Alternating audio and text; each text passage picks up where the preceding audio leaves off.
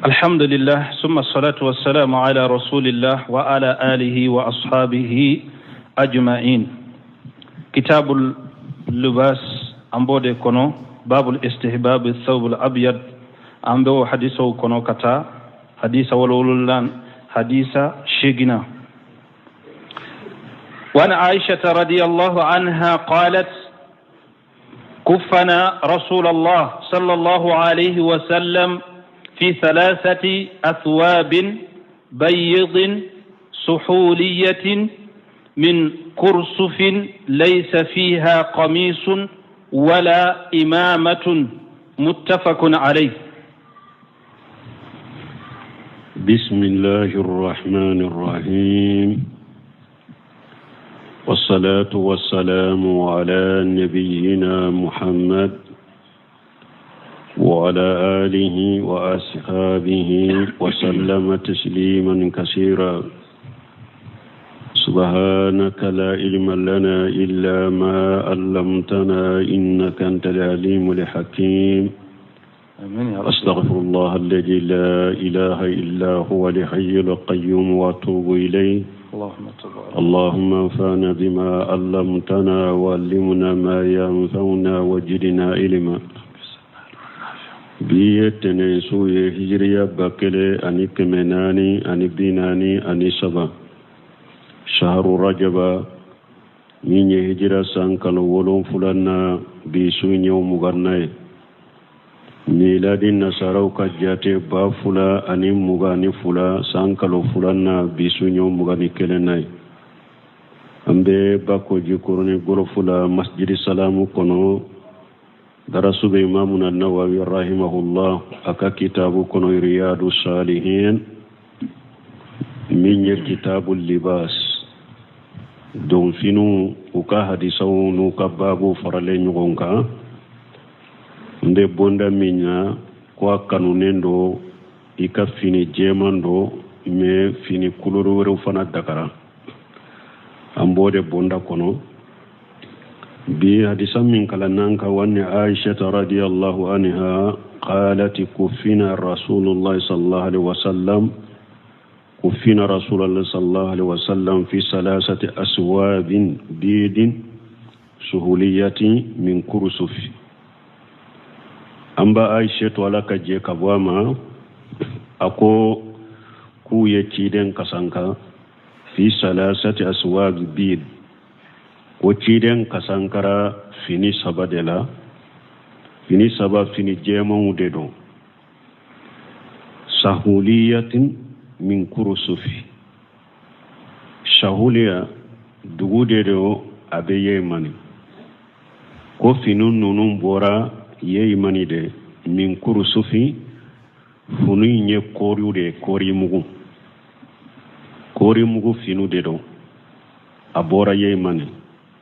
ليس فيها قميص ولا إمامة متفق عليه. كسانك نونو دلوكي تولا جلامغو تولا ني حديثة بواري مسلم بينا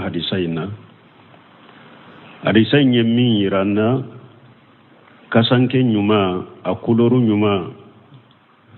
جيمان ديدو كومي ني مغو يري بنيانا ما يالا إيكا فيني كولورو نيوما يجيما يچوغمي دي su fana ka fini kuloru min na kanka kasanka kuloru min kono min kanyina beye o ye jemay hadisa mbode yira folo me komi nyana man ni jema tibolo na dagarai ka fini kuloru wore do chogomi su fana ni jema man no ya namba kasanka kono abese ka kasanka kuloru be kono ni mi make bilama joyi komi nyana ma chogo hadisa inyo irana fini jema de kanyi kasankera hada madem fana nyana maya fini kuloru la jema de kanyi na be mogo be mun fo ko silama fini kuloru ye al aqdar binkere made arjanna finu de kuloru aba fu ma kol quduru ku benkela mado me o ma ta ira ko jinya kono ko funi kuloru nyuma ye binkene made wotede anyo fo bondala anko fini nyuma kuloru nyuma jemande do adagare ka kuloru were wudo de me jemande kanyina be nyanama ewa sufana abo chogodela tele fulana harisa nya irana sube kasanke sabadela kasanke saba ode kanyi minye su ko kadoloki kala ube kajala mugu kala ulumanka kala anyuman na sunna nyuma ye minye kasanke saba ku fense nyogona ka kasanke saba infense ku dada nyogonka abe sanfe tata ka meleke sula bo ka chamanche tata ka melekala mimbe abe duguma ko melekala ka juru boala abe ewa kasanke na janyana to do be to kunkolonya fanna to do be to senya fanna abe juru ke kusiri ka kasanke juru ke kasiri na ya siri na ya do kaburu kono abe juru nunu foni abe juru foni parce que su abe funu de kaburu kono abe funu na funu na ni juru nunu serele mbala ukanati wode yato na do na kaburu la ewa juru nunu be foni me kasanke saba ode kanyi sula ewa cheni muso be kakani na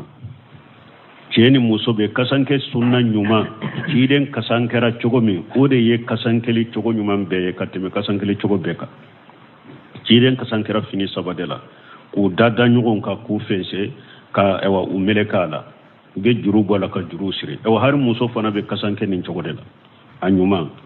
ni muso ni saba ma bo parce que muso be hatagia suturama ni saba ma le bo aba ke duruye ni duru ma bo aba ke wolon fulay me abe abedda danyogona donc ku yi ka meleke u kono ku shiri kasankeli chogo nyuma na sunna ye ninde ciden kasankara nin chogo dela oda tomba sito yafo ka faraka ako kasanke saba min fule ninye jala mugu tala dolokitala jala mugu makala doloki makala donc kasankeli chogo nyuma fule ninde aha وأنها رضي الله عنها قالت خرج رسول الله صلى الله عليه وسلم ذات غداة وعليه مرط مرحل من شعر أسود رواه مسلم. وأنها رضي الله عنها كارسمنا أنبا عائشة ملك جيكبواما قالت خرج رسول الله صلى الله عليه وسلم ذات غداة كوتشيدم بورا سوغما دولا وعليه مرت ko birifini do melekele mbala murahhalu min shari aswad murahhalu kure munye nyame kirige deselende be birifinina nyame kirige o deselembe birifinina min shari aswad birifinin dilala ni shide siminye sifima yaro arabu sagashi ube bashi ube nyame shi ubu dila ku kefinuye ubu dila ku kefinu ni birifinuye sahidu ye munye ya imamu na nawabe kuma bayira naya minye fini fima ko fana do bashi tola kuloro fima doni bashi tola chide nyere della kabo sogoma dola birifini do melekelen tumbala birifini nyame krige deselende bala ewa dilalendo ni shifima de fana ni hadisa muslimu yabo وعن المغيرة بن شعبة رضي الله عنه قال كنت مع رسول الله صلى الله عليه وسلم ذات ليلة في مسير فقال لي أمعك ماء قلت نعم فنزل عن راحلته فمشى حتى توارى في سواد الليل ثم جاء فأفرغت عليه من إدارتي فغسل وجهه وعليه جبة من صوف فلم يستطيع أن يخرج ذراعيه منها حتى أخرجهما من أسفل الجبة فغسل رجليه ومسح برأسه ثم أهويت لأنزل خفيه فقال دعهما فإني أدخلتهما طاهرتين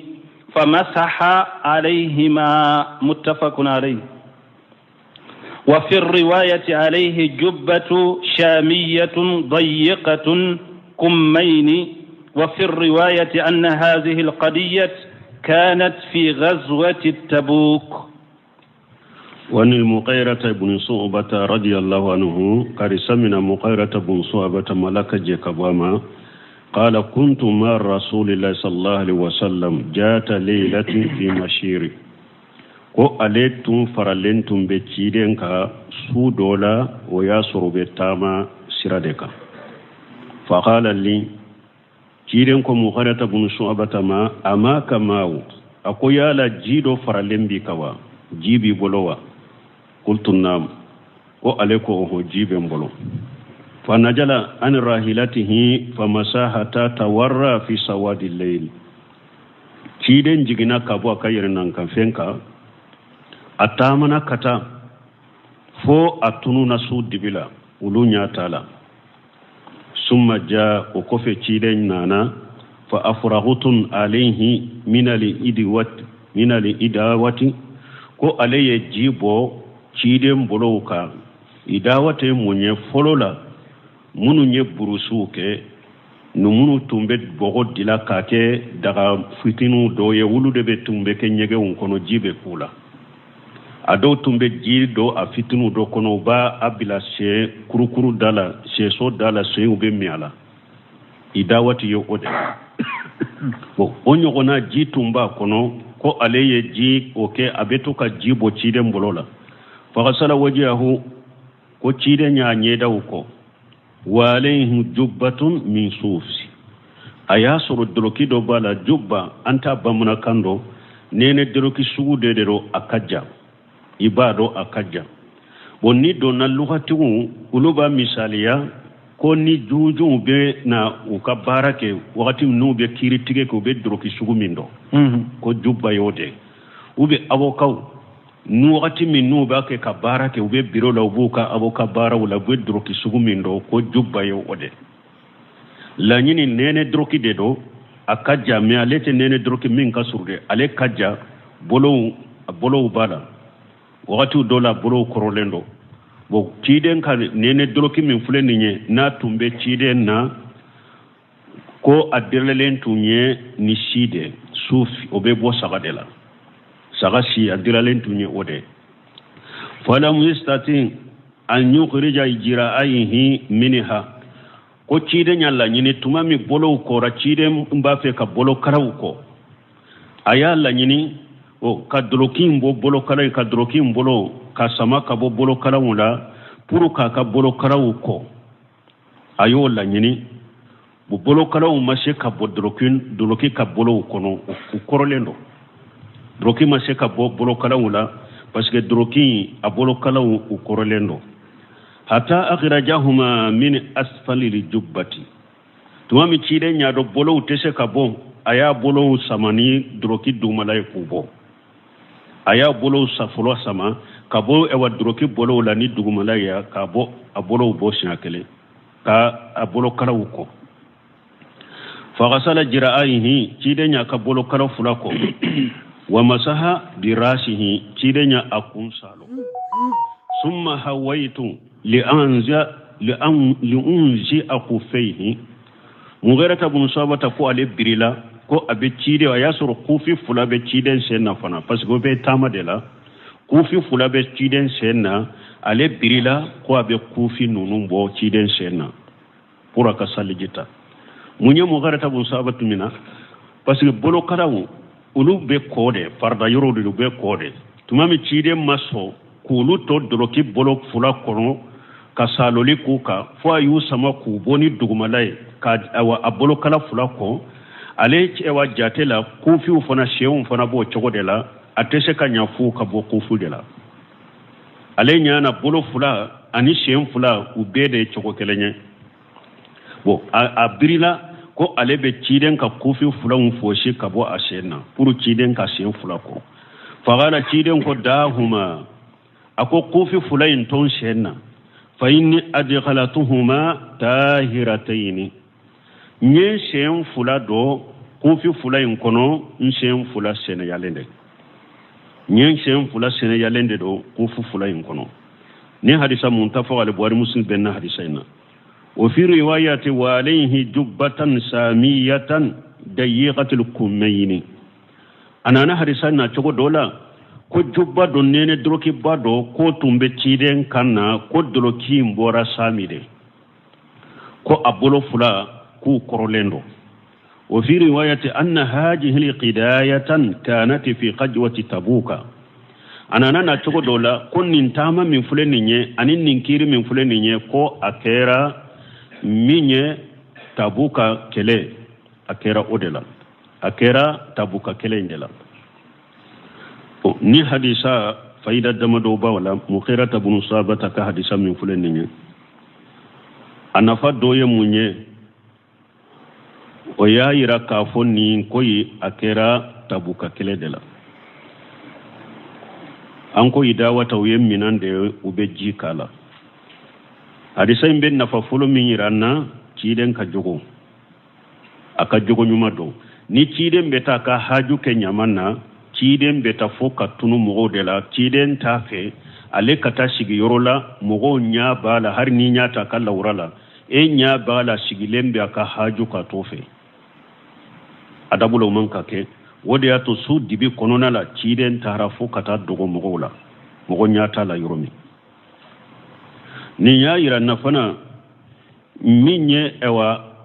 kufi fulaye saloli beke kufi fulaka kufi fula salolu be kuka me saloli kufi fulaka comme ante fiqhu yoro la nana hadisa kono ambu foni teleyay ni saloli be ke kufi fulaka sarati damado de bala sarati duru nyugona bala a sarati fulo ye munye saloli ke kufi fula aka soro siem fula seneyalen do na fulala ni ba fe ka saloli ke ka kufi ka ubi ka sisoti ibe salliji dafalendeta ni salliji dafalenta ubi ka kofi udo ishen fulala ube bi ka shisoti udo nuyu do ninka salliji dafalenka ni te tamala isigilembe dugu konode tile ewa suni tile dirima eri muga ani nani ulu dirima ibe sheka saloli ke ka shisoti ka ube ka kofi minna ya soro saliji dafele iyu do u shenna umu boyorola de umu bode utori shendela ni ka saliji chiana ye saliji kurata depuis ewa sisoti nunundo saliji kafana ube ye kofu nunundo saliji kafana imu bo fokata saliji chiana ni saliji chiana ibe saliji kurata ibe saloli kuka ni te tamala eri muga ani nani suni tile dirima min eri mugani nani bata yoro juma saloli folo misali la sogoma fajiri saliji dafalenta yesi sotude ube ye kofiudo salli fana yo saliji soroila la sara yo saliji soroila futuru yo saliji soroila bo sago safo de sa sani safo kashe etara nyege na ube ka saliji chiana safo iye saliji kurata iye saloli ki ka kofiuka le eri mugani nani min dirima abata ni saloli folo de la kufu doni intede saloli folo jate imbeta suni tile min dirima abata saloli folo de la ha salo awa bape safo indela safo wakati ye saloli minke ha e walleri eri mugami ani nani min dirima jate bata odela kufi doni sen na wakati me jate tawlade saloli folo minkera safo wakati jate bata odela wonna ya soro ibe tama denya dela eri bi wolon fula ani fula de dirima su saba anu tilew eri bi wolon fula ni fula dirima ni eri bi wolon fula ni fula fana anya fo chogomi kufi donna sen kono wakati mi ata dati inta tawlade dati imbata ika saloli folo dela ninye akiri surma fulay bo fulana an yakuna satiraini lirzilaini malikabaini pour ka saloli ke kufika ube sisote akasoro sisetu fula ube kufi fula ubu siem fula sutura ka farali kaba kuru furaka akasoro al kaba kuru fura dogolende sisoti do be samara la madedo atesha al kaba kuru furama saloli te ko kade ube samara min be al kaba kuru fura duguma al kaba kuru furama dogo saloli te ko ka fo al kaba kuru fura in ka dogode kufi kulu dogode sisoti ke ulu dogode ni nye sarati fulana saloti beke sisoti ni min ko be kufi minka asarati sabana an yakuna tahirayni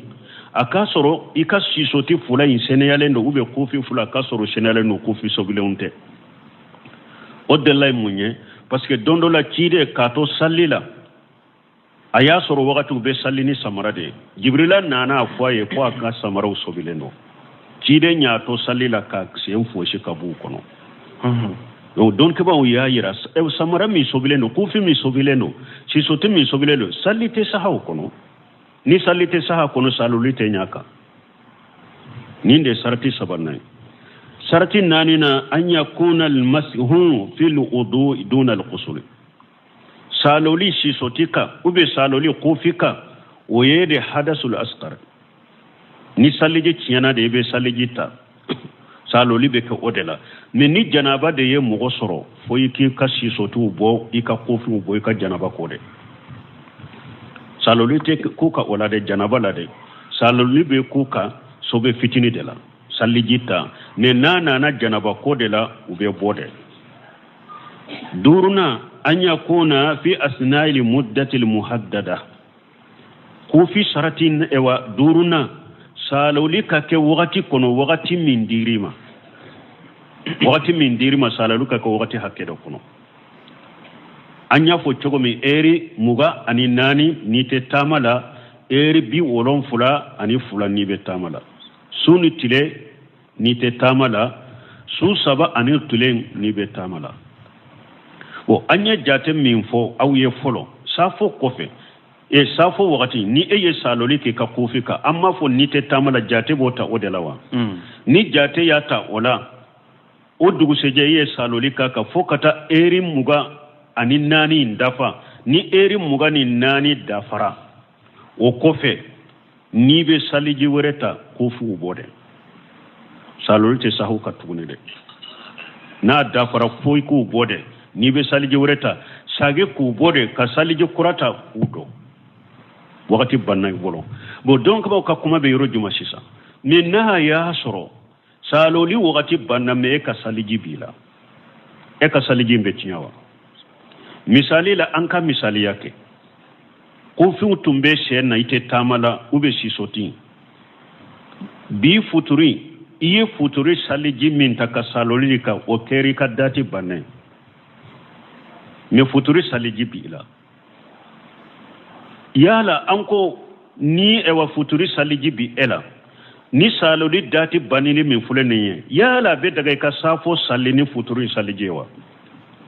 parce que ye futuri saliji ke saloli dati fana banna saliji tinyana ba uba machiya kuma sahale ka saliji machiya nabi ni saliji tinya fe misro saloli dati mbaniti ka saliji tinya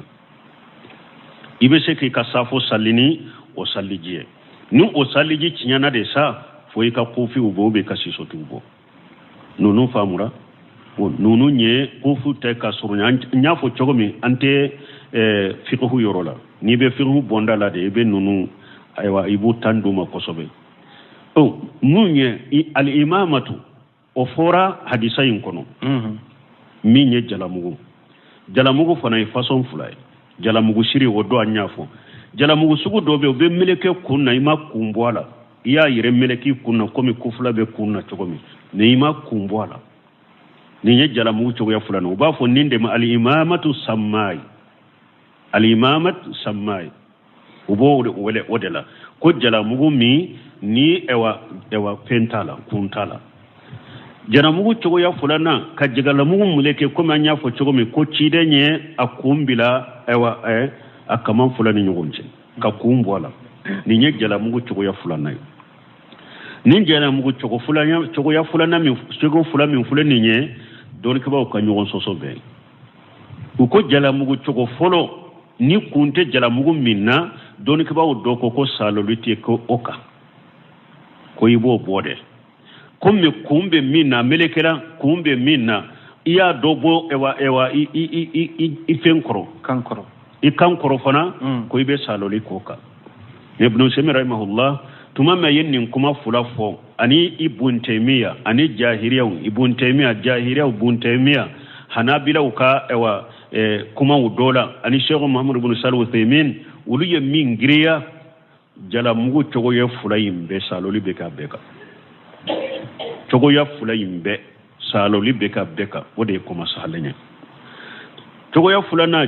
jala mugu ni ale bi kunna pour ka solalu kaka yala le fana saratiya akado kun sene yalen kawa ubo ta ka saratiya don ka bo ka kuma fula bo o fana la min ye jahiliyaw ani hanabila ka kuma do ani Sheikhul Islam Ibn Taymiyyah ani Ibn Shemin rahimahullah ye mun sabati o yoro fana la ko min ka kene min ye arajihu ye jala mugu saloli ka do sene ya ka wata sarti munu nye ewa sene ya ka masarati o ya qiyasu kufi de la bo ko kufu ni jala mugu tekelenye kufi ka kiru ni jala mugu kiru tekelenye asabatira kufi ka kibariyala cide nye dati fo ulula ni minye jala mugu saloli hadisa mana ni cide nye ewa sene ya kofu ola ama fo ka do sene ya ka ko fana kuma sahale hari ni jala mugu mado sene ya ka donna sene ya ka mado sene ya ka saloli beke jala mugu kuma sahale jala mugu chogo ya sabana yala jala mugu saloli dati bale fana la ba komi kufi yala dati be jala mugu fana saloli ba komi kufi wa kuma sabana jala mugu kola o fana kuma sahale ikhtiyar ni Sheikhul Islam Ibn Taymiyyah yemin sugantiya ani Ibn Usaymin yemin sugantiya dati kote jala mugu tala dati te jala mugu tala nimbe kayira jala mugu ni kufi te qiyasu nyogona uto kiri kelenya parce que kufi be yoromi o sariya sen fula sariya ye kolide jala mugu be yoromi depuis gale o sariya ye salolide o ka kiru te kelenya donc kuma sahalende fule ni nyeni ko sabala sosolu bula de mais anya fo chogo mi nye antefiru yorolambe hadisa fodela wo puru kanunu hakili jigula doni doro bo jala mugu sab e wala hala saba famura minye ka fo ninjala mugu sugu de saloli be kaka ninjala mugu sugu saloli te kaka kuma sahale fengo fenye jala mugu de kumbe minna kuma bo minna saloli be ka beka kuma sahale me kufula ube ewa ninkala sugu min fule ninye e kabiri kuna saloli teke nununka de saloli beke jala mugu saloli koni be beke minka ewa sali jila aka janto ala jala mugu sisoti kufi saloli beke nunundeka ni minya hari don nube bereni do ubolo wula soni wula don be saloli ku uka saliji te taka kos kake komi saloli wote bede bunu seminu yo be hakli jigi ke sarahula ni bere ni bi bolola ni saliji wakati sera bere ni bi soni wula a gerete ka bola saliji te sa ka to sonina soni be farda yoro de la ka bere ni dalen nto ka manala made do be da soni ka de jite soni soro a bola de saliji te saha bere ni ka ibabu ibolo de la ka saliji ta o ka famu mo bolo donc jala mugu chogo ya fulana jala mugu donna seniya ka o mado seniya ka saloli be kaka jala mugu so ya sabana dati te jala mugu saloli kola antum be nyo hakili jigi munu na kufi ka kola ani jala mugu ka kola ayeni yorote sino ne mo jahabu lajere majabi malikiya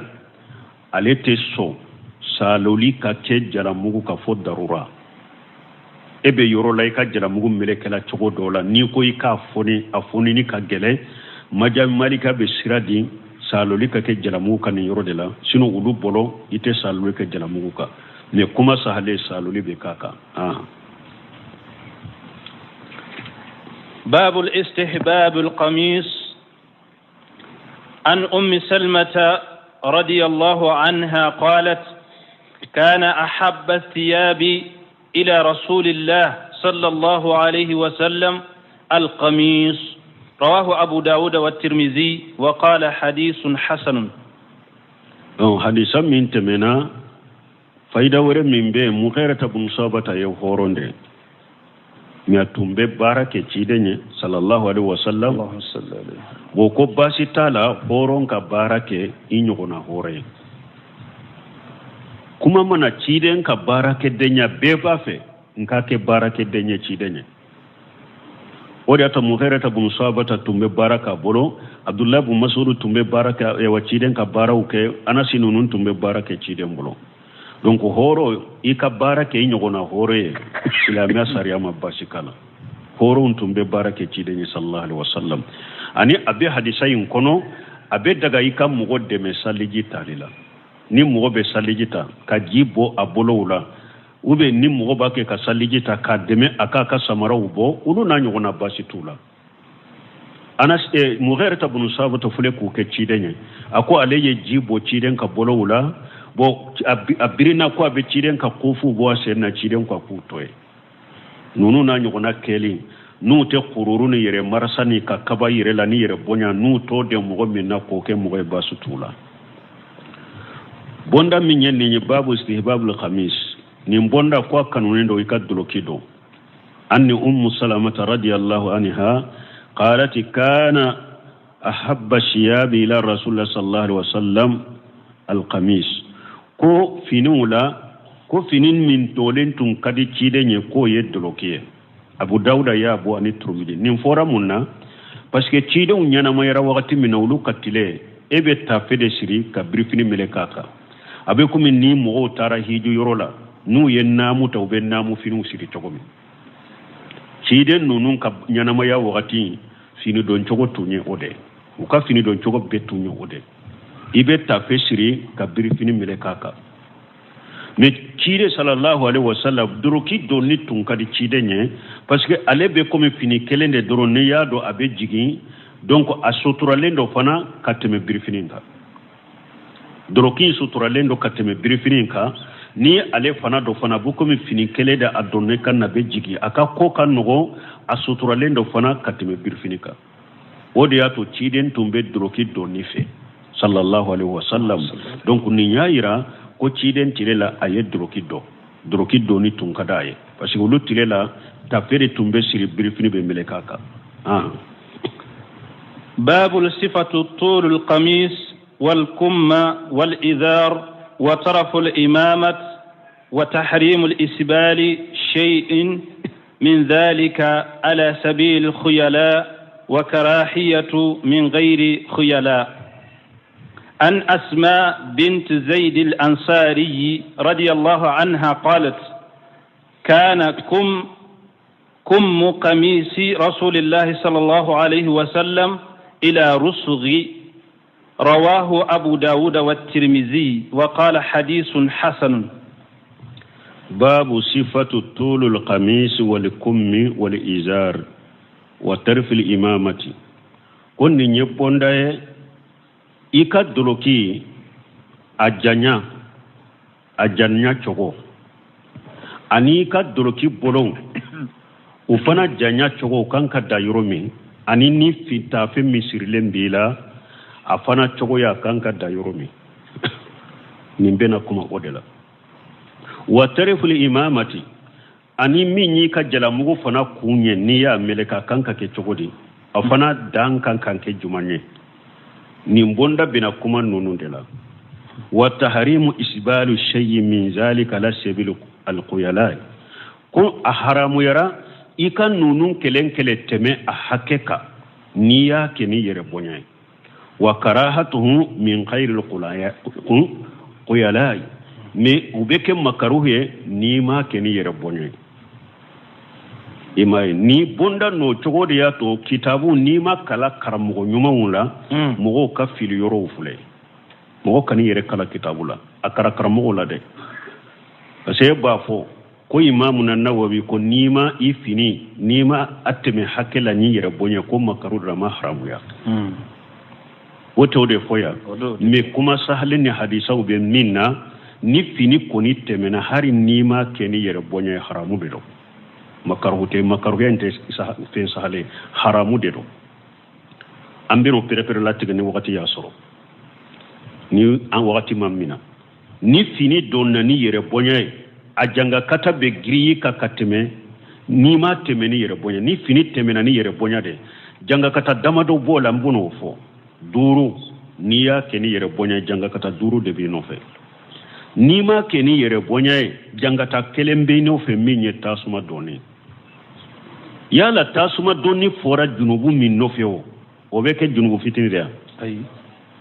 parce que anko junubu ba atamanse ye mun ye ka fonni nye junubu bay junubu na fora ni adamana janga kata fora nofe ube dangali fora nofe ube alaka dimini fora anofe ube chide nyaira ni mo minyen ninkete andoye o fora nofe ni nye kabaira junubu de awa finite mene ka jigale ka bakuru kufra duguma yewa minye tasuma doni fora anofe hari ni yere bonya tala donc haramu de do silamia sarela u bena prepare latigi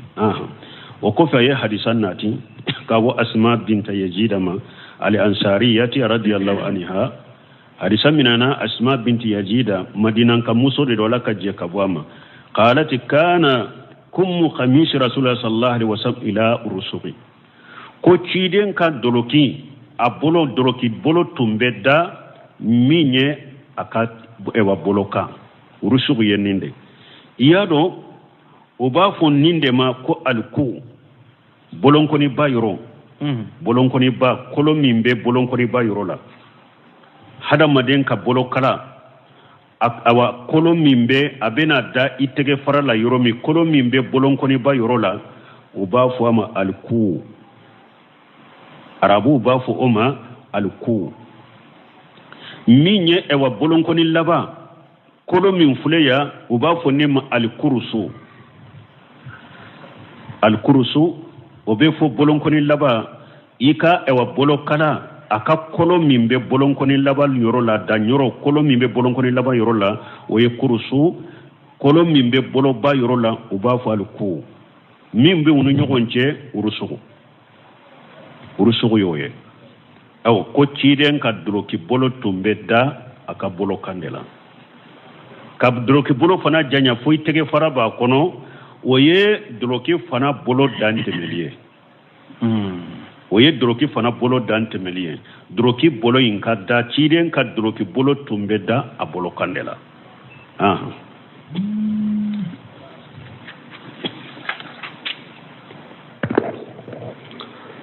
وعن ابن عمر رضي الله عنهما أن النبي صلى الله عليه وسلم قال من جر ثوبه خيلاء لم ينظر الله إليه يوم القيامة فقال أبو بكر يا رسول الله إن إزاري يسترخي إلا أن تآهده فقال له رسول الله صلى الله عليه وسلم إنك لست ممن يفعله خيلاء رواه البخاري وروي مسلم بعضه. وأن ابن عمر رضي الله عنهما كارثة من عبد الله بن عمر ملك جيكابو فلابيما أن النبي صلى الله عليه وسلم كون نبي نما كسين نما باكا قال من زر صوبه قيلا كيدون كوني مغمني إكافيني نيا جيجي الكابا كروفرا دوغما يربونيا كما لم ينظر الله إليه يوم القيامة دو على تلاجني هنا لاجي ite lajeni nema lajede ni ala yi laje dro abi lajeni adimile mbi koro lajeli ube janga katali lajeli min ni sonja na lajeli ni ewa hina lajeli ala ti lajeno ye yomal qiyamado faqala abu bakar ya rasulullah ni fode abu bakar shidiku ko ala ka cide inna ijari yastariqi illa anta ahadahu akocide ne ka fini a janya bala na yere de a yere be jigina yere men ne bin janton tala de mba koloshi de na jigina ka teme wakati mba ta kasaga nola o be ne tala Abubakar Siddiq ka fini fando de tumbe jigi abette me hakela ka jigina yere ama dabo kama de Abubakar ba ka fini shirika bila sariya hakedela me fini yere de be foni na yugubara abe foni na yere na yugubara afando be jigi alikaba kuru fura duguma me una tabe Abubakar hakili ba nofe na jigna abasa ge kofe kasaga nola Abubakar yenni fo tarikul khulafa nde laka Abubakar kamman kutu laje ko Abubakar tunyen moye aleka kokolo akoyin kurlende do doni yaro lu tumbe fini de siri bon ni be fini siri ni I ko yimbe o chogola kurulendo fini te shigaka ni alaye fini shiri fini de be yogoba atesheka ewa shigi e chamanche ka koloyinka aka koloyinka abe ewa yuruna yere afando be yuruna yere na yuruna na wakati Abubakar ba takasaba nula ayenni fo ciden sallallahu alaihi wasallam faqala lahu rasulullah sallallahu alaihi wasallam alaka ciden ko maksiri nema baka innaka lasta mimman yafaluhu quyala ako Abubakari mugo munum bo ka finu jigi yere bonya kaba ete ulula ni hadisa buari hadisa imbo bo ni hadisa mugo munum nulu ga dabo akama ka fini dabo ka kala akama hari ni masintigi ko nka dan yoro la yere bafo ajigi ube yere be fini santo yere de ba laje yere la na jigina alikaba kuru fura duguma wakati mi ba sakado yala ina Abubakar be sega ke kelenya togodi abada ulu tigi be sega ka fo ko ulu mu take yere bonya kama ko Abubakar ko alema take ale tabe jigi na ba janto ala ko ciden ko ma ke yere bonya kama ko ale fana ma ke yere bonya kama Abubakar tama dabo kama de Abubakar ka fini be hakedela ni fini yuru yarade ayugo barade fini fando be jigina yere o yere na jigina hakili de bala abasage anola ani eta dabura kama kakala ani iya dabwa kama kasa o chogola I yere kitugo kado o yekelenya folwa o tekelenya kelen bo fulana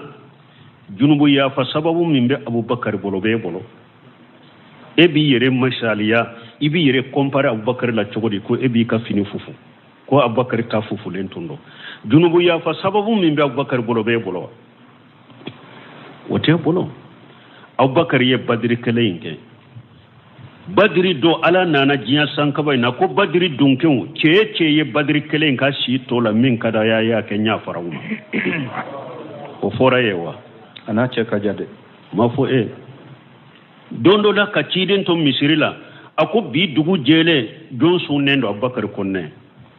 ako bi dugu jele jon tara bana bagato fa konne ako bi dugu jele jon tara e wajanajala konne ako dugu jele jonyi bi dugu jele jonyi sarakati di fantama konne ciden ko nimbara nani inte fara mogosika mogosibolo tile kono donkele fola bi do arjanna kono o fora yewa mogo tammin jatera ni ciden ko be do arjanna kono asarun mubassirina bil janna Abubakar be ulula ebo ulula wa nunun kera jode ebe ninnawa an ko Abubakar ma ta dabwa kama ta dabwa kama Abubakar ye badri kelen ko junumu ya fa sababu babulo te bolo Abubakar ye baran nani ke ciden ko ba la do arjanna kono te bolo mo tammin fora ku be do arjanna kono Abubakar bula nani eto esentola ciden ya fu mo min ye ko arjanna da shegi mba be wela la Abubakar ma fo woro na ciden ye sere ya ke Abubakar ye akom mo munum be fini jigini yere bonya esentola ciden ye sere ya ke wa donye sera ke ko imita ke yere bonya kama cide nyo ser sore ya sorowa imo soro ewa ikani ta misali Abubakar tala kanafo doni ke baga jugu munum beta ewa ulabbe kana ufuawiye galomba da ini Abubakar te kelenya de nin ko woro harisa chama mbe koy nyanye kumba bade foninye nin ko woro bina Abubakar ce e kani ka fini fufu ni ka basa fufulu ni ka drukri fufulu kana misali Abubakar tala nin ko woro bina ce amma ka yarbunya kama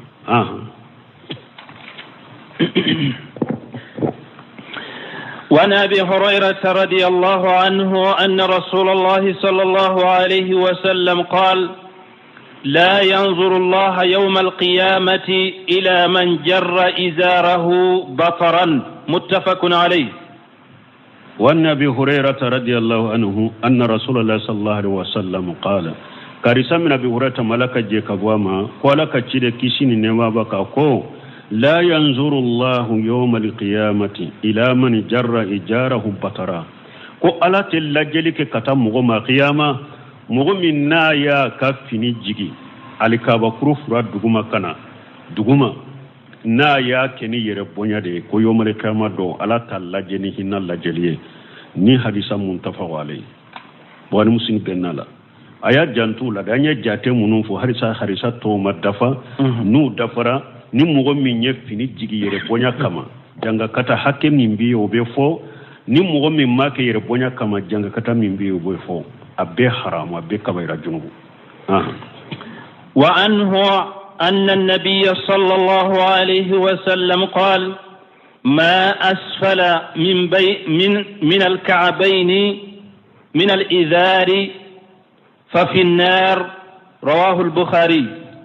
وأنه أن النبي صلى الله عليه وسلم كارسمنا بهريرة ما كبوشيد مكسين نما باكا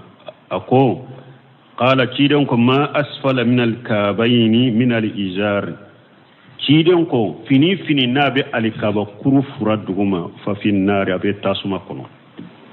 ni hadisa buhari hadisa yumbo bonni hadisa min fuleni nye ni kiden ko tafe fini na be al kaba kurufura duguma abe tasuma kono mana ibe tasuma kono yere bonya farala ninka wa yere bonya mai faraninka donc ni mugo ya ka fini jigi hari ni ma keni yere bonya ibe tasuma kono do ko ibe tasuma kono ko firi jigi nani hakem minye ko yoro de be tige kata janaba kato jani jahannaba ki to toy ne hari no o yoro jani to jahannaba yala o yoro be jani jahannaba ka soro ebe yoro mi ta janga kata soro atsakke iba soro de hari ni yoro inde tigire kata jahannaba be jani ni jani yake Allah jabe far kuro to kay be yoro do ko yere de be jahannaba kono bon wati sera de o be kan ko ya wati sera o de ya hadisai nunu o benu da fa pour ka kun fara nyon kame ni ala ya ngarjage do da der sure ko kayiranna ko ni mo kelen ka shige nay fini jigini al ka ba kuru fura duguma haramu do de ni ya akeni yere bonya de ala tella jelike katima der sure ambe sago kambu foteli ala tella jelike katima qiyama ati seniya kaboy ka junubuma la jababi iye la jabami nabi ila dimi la jababi abi la dimi lam yanzuru Allah ilayhi يوم القيامة ولا يكلمهم ونحن حديث ورلو بين نيفه alati lajeni hinna lajeliye ati kuma nyogonyani hinna kuma nyogonyaye ati seneya kaboyka junubumma do lajaba biye lajaba min diminendo ni alikaba kuru furat jahannaba don fana faralaka ibe jahannaba kono ninte duriya bo ni mogo min ma ta ke ire bonya kama mi fana ta fufulembi no fe ibe tasuma kono if eta be tasuma kono hari ni lajaba to nunu makika e fana be tasuma kono ikisirawa o ko min fora ko ibe tasuma kono cire nyere ko ibe tasuma kono ko min ko so beke makaruwa ode yato don ke bo ka kuma do be no yo jate mina ni ko yubuta dorbe ta ka tawla imamu na nahu ye bonda buni karaha minye karahate de haramu de do e pi mugo ciden ka hadisa be foye suni tile ko ciden ko fini ka daya pantalo ka daya basa ka daya e tatte menendo o ke ma ke yere bonya babo ibanna cinyamina yere bonya bobo al kibiru batarul haqq nke yere bonya yere cinyami mbake ka foye ciden tami mbake ka foye ni banna ka kede e banna ka koloko ke yere bonya wode wo yere bonya matme ciden tabe fuye suni tile ibanna ko ke disku mu'mina ko ke ki ka basantige ki ka pantalon tige ka bilal ka bakru fura ko fe ciden ka nyamaru kankama e desra ko ke e ka basan fasambar yo fasamanta ciden ka kumaka e ka pantalo fasamanta ciden ka kumaka yere bonya bobo ni yere de yere bonya ibanne ka kede e yere de yere bonya ambe ala dele alanka kisala kantanga balmo dina tede ko ewa iwe min fondu sukundu suko fo dina ka yede yere jole jahiru ni dusukun nyana yi dusukun kanyi i jole mfana jahiru cide nye chogo min fode ka yela ode ba yira ko dusukun kanyi men ni e ko dusukun kanyi chogo ni anye e jole nye ciden sosoli ambe se ka tanjate ela e ka dusukun kanyi chogo de wala alaka hakiman da mun balma subhanaka allahumma rabbana bihamdika ashhadu an la ilaha illa anta astaghfiruka wa atubu ilaik wa alaikum salam bon ni nyen kali sugo ayan ka dersu sene ya kabon